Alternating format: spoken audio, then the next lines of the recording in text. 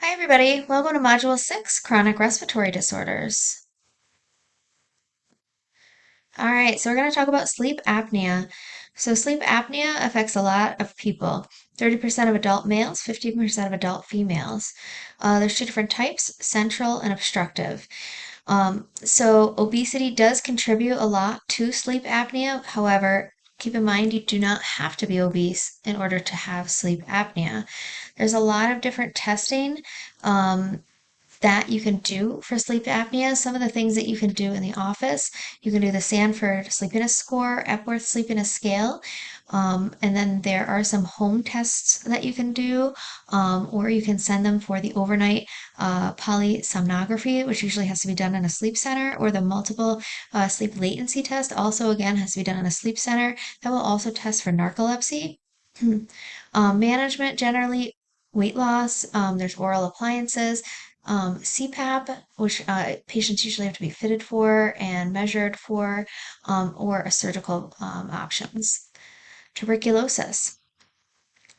So this is a contagious illness. Um, Number one thing you have to be concerned about is drug resistance and a multi-drug resistant tuberculosis. You want to evaluate what their risk factors are. Have they traveled? Are they from a country where tuberculosis is high? Are they an at-risk group? Do they have a history of HIV?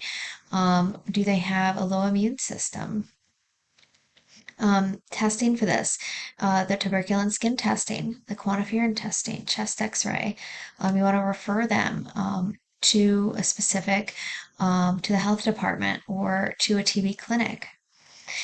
This is something that is going to need long-term therapy, minimum 6 months, and monitoring. This is something, again, highly regulated. So symptoms are going to be initially asymptomatic, then they're going to have a productive prolonged cough, fatigue, low-grade fever, night sweats, hemoptysis, weight loss. This is an airborne disease, so you want to protect yourself. This is why, generally they make us get screened so often.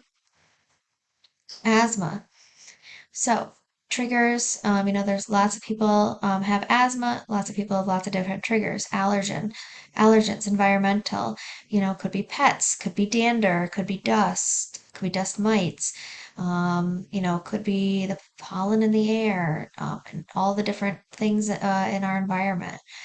Could be an infection, could be an upper respiratory infection, could be exercise, could be psychological in nature, could be anxiety. Management, identify what exacerbates your asthma. Monitor their peak flow. Develop an asthma action plan with your patient. Have regular follow-up. Do spirometries during their visit. Know where they're at.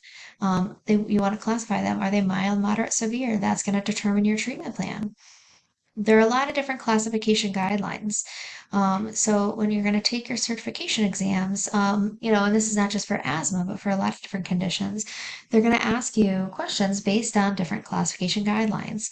So for asthma, I would say know the GINA guidelines. That's a global initiative for asthma. So here's going to be your GINA guidelines for treatment.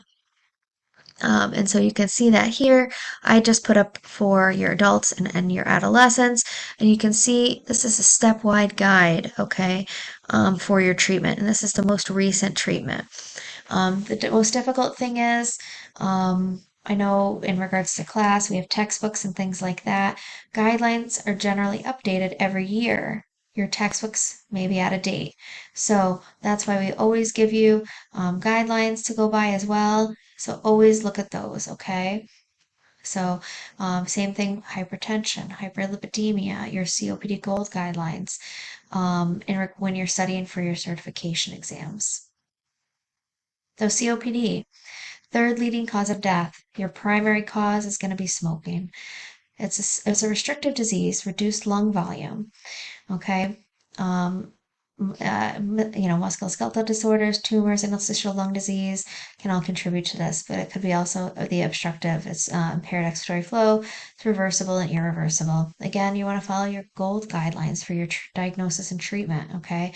So when you're looking at COPD, spirometry, you're going to confirm the diagnosis, assess their airflow limitation, assess their symptoms, their risk of exacerbation.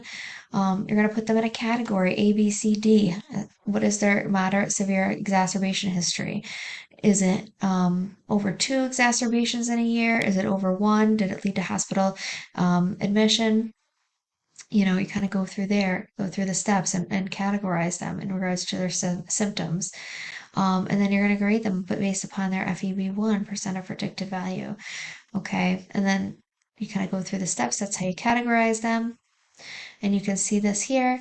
That's kind of how you treat them. That's based on the latest gold guidelines. Okay. Whether it's a bronchodilator, the LAMA, the LABAs, the ICS.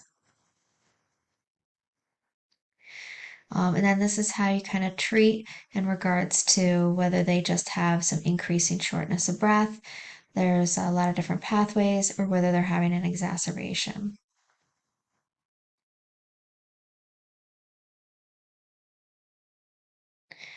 Interstitial lung disease. So this is pulmonary fibrosis or other restrictive lung findings. So patients here are going to have increasing shortness of breath, decreased activity tolerance, fatigue, coughing, and it's going to be a gradual onset. Patients here, they're going to be managed with immunosuppressive therapy. They may need a lung transplant. They may be on steroid therapy. It's going to be a slow going process. But these people are going to be at risk of increased infection, pulmonary hypertension, right-sided heart failure. And it's again something that's got to be managed. They should be managed by a pulmonary specialist. Lung cancer. A lot of different types of lung cancer: squamous cell, small cell lung cancer, large cell lung cancer, adenocarcinoma. Lung cancer is 25% of all the cancer deaths. Lots of different causes. Number one cause, smoking, but you can also see from occupational or environmental exposures, carcinogenic agents. Generally, these patients are managed with chemoradiation or surgery, depending on their type of cancer. Prevention is key. Okay, they're screening low dose CT scan, so know what the guidelines are for when do you do a screening low dose CT scan? So know what those guidelines are, and you want to counsel patients on their risk factors. Okay, do they have a risk factor? Are they smoking? Okay, talk to them about that. Talk to them about getting the low dose CT scan. If they're eligible for it. Do they have an environmental risk factor? Talk to them about all those things. So, it's the smoking addiction you want to assess at every visit. Okay. Are they ready to quit? Are they not ready to quit?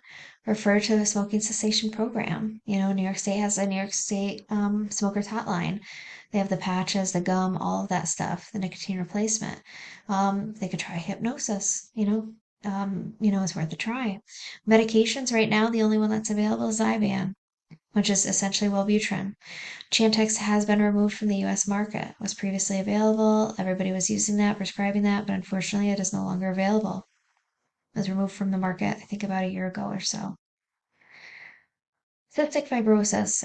So this is a multi-system genetic disorder. It affects your pulmonary, GI, and exocrine systems. Symptoms: chronic cough, sputum, respiratory failure, progressive disease, pancreatic insufficiency, failure to thrive, diabetes, osteoporosis, cirrhosis.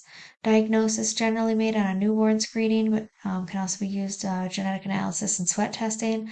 Management: these kids and then eventually adults generally need to be referred to a specialized cystic fibrosis center. And here are some references. All right.